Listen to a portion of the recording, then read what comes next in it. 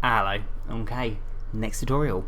This tutorial is meant to be for the cartoon character Slade from the series Teen Titans. When it was on, I used to watch that show so much. I used to watch it non-stop. I absolutely loved it. I might actually make a series out of this because I just never thought of doing these makeups until a few people requested them. So speaking of which, I'll flash on the screen now the first few people that requested that I do Slade from Teen Titans. Obviously I can't shout out everyone's name because this video would go on a very long time otherwise, but here they are. And the very first person that requested it was Bluesy Bass. If I'm pronouncing that right, I'll pop your name there, so thank you so much. But thank you everyone that requested it, but you were the first person.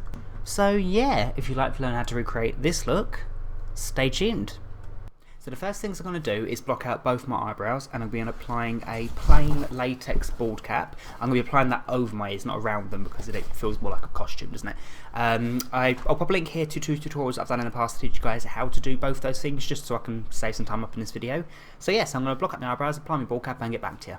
So there we go, so I've applied my bald cap, blocked out my eyebrows, gone around my ears, I've gone around the edge of my bald cap with about 3 to 4 layers of liquid latex just to blend the edge in completely so there's no seam. So then I'm going to take the liquid latex on a sponge and go all over my face. I'm not going to bother with my neck, it's going to be a mask, so I'm going to go all over my face and do that for about 3 coats. For this look I'm actually going to be covering my mouth as well, so I'm not going to be able to talk in this tutorial, so I'll do a voiceover from here on out. You haven't got to cover your mouth, I just think it looks more effective than being able to see your lips, but I understand it's more practical to not, but for these looks I like making it look as effective as possible, so yeah, I'm going to block my mouth out. So I'm going to start with the latex and skip on to the voiceover.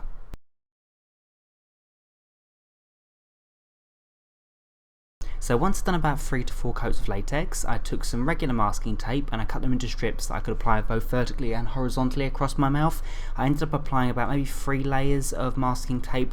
It doesn't have to be overly smooth, it just needs to be really flat, so try and get it as flat as possible across your mouth, over your philtrum and your chin, because then I could take some more liquid latex and apply it over that, an extra 2 layers, to make a good base for some tissue. For the tissue I just took some regular tissue paper and I pulled them in half so I had the thinner halves, and I applied that over the top of an area that I've applied latex over first. Then I could pull away the excess and apply more liquid latex over the top of that. So I did that, as I said, for around 3 to 4 coats afterwards, just as many coats as it takes until it's completely smooth, or as smooth as you can get it so there's no ridges.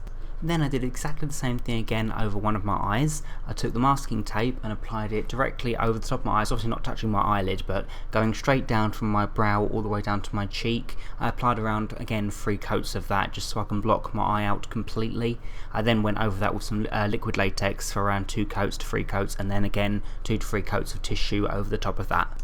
And then the fun part. Once all the latex had dried and I'd got enough layers so it was completely smooth, I took some black Snazaroo watercolour and I went straight down the side of my face that has the eye blocked out. It needs to be as neat as it can possibly be, a straight line going vertically down the middle of your face. You can use your nose as a guide as to where the halfway point is, it did help me a lot. Then I was able to take an orange watercolour by Snazaroo and paint the other side of my face, not including my eye because I was going to paint that black afterwards. Then the trademark cat's eye that he has. So I took the black Snazaroo watercolour and I did a flicked like cat eye on the eye that's obviously not blocked out. I covered my full eyelid and underneath my eye and made a point on both my tear duct and going up at the corner of my eye.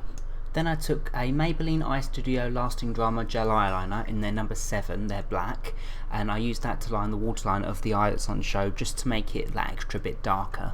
Then I started work on the highlight that he has on his orange side of his face. I took a peach watercolour by Snazaroo and I made kind of like a T shape going across and down the side of his face. It kind of adds to the anime effect of the look and makes just the orange mask look a bit more metallic. And then once I did that, I was able to start work on the 4 lines that he has going down the bottom of his face for his mouth. So I took a silver watercolour, a silver metallic watercolour by Snazaroo, and I used that to paint on the 4 lines going as neatly as I could because they've got to be fairly even and symmetrical. So then it was just a case of painting my body, so it's up to you guys what you do with that. You could either wear a morph suit or you could have the actual outfit if you're that good at making costumes, or if you have one available, but I decided to paint my body just because I've not got the costume and I thought it might look a bit more streamlined because he does look as if he's wearing this kind of morph suit armour, doesn't he? So after I painted my neck, I used the silver watercolour again to paint the chest armour that he has going in a circle shape over his chest and onto his shoulders, and also the sash that he has going over his shoulder.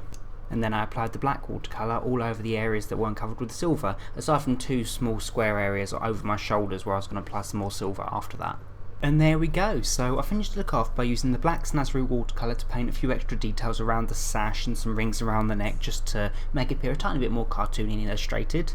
And yeah, so that's my look complete. There's not much else I can do really with this look. I hope it's okay. It's always fun to try and recreate a cartoon character, so I hope I pulled it off for you guys okay. If you like it, please make sure to the usual, rate, comment, subscribe and all that jazz. And thank you guys so much for watching.